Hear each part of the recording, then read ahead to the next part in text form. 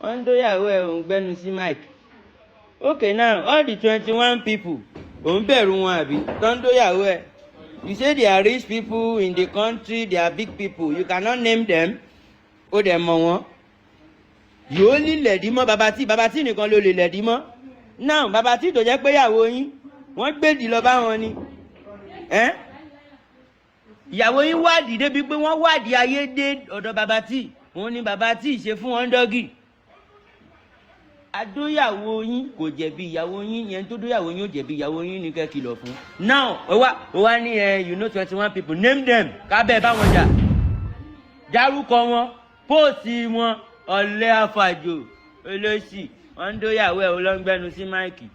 Wọ́n tó yẹ kó o pe ọmọ ẹlẹ́mì kó ní kó gbẹ́nu sí máìkì tiwọ́ náà kó pàrònú rẹ̀. Ilé mélòó ló ní? Àbò sinwi kí ni ṣáàṣì ẹ àwọn wọn tọ́lá yàrá ìka. Ẹ̀gbọ́n àdúgbò ni ẹ ilé mélòó ló ní mọ́tò mélòó ló ní. lọ wá díẹ̀ assignment rí fún ẹ. Where have you been? ó máa lọ wá díẹ̀ ni. South Africa tó lọ gbé léèyàn ni lọ́tọ̀rọ̀ bára ni sọ nǹkan tó ṣe. Mú jáde. Màmúkì mẹ́wàá. Mọ́tò máa pa ẹ́. 10 keys. 10 Mọ́tò máa pa ẹ́. Mọ́tò What you máa fucking pa ẹ́. telling me? Tẹ́ni yìí kékeré ìwọ́n tó ń fẹ́ sí tòrò. Ògùn tí mò ń fún lájá. Ìwọ́n tó lè pa ẹ̀mí. Ìwọ́n tó lówó sọ Ọ̀tá pé mi lògùn apá. ìwọ́n tó ń sá kiri ìwọ́n tó ń jẹ gbèsè kiri. Ìwọ́n tó kọ́lé sí. Water planner tó kọ́lé unwanted house. Mọ́tò fẹ́ pa ẹ̀ ní ìwọ́n tó wà educated tó nà kọ́ lọ. O ní brain bro.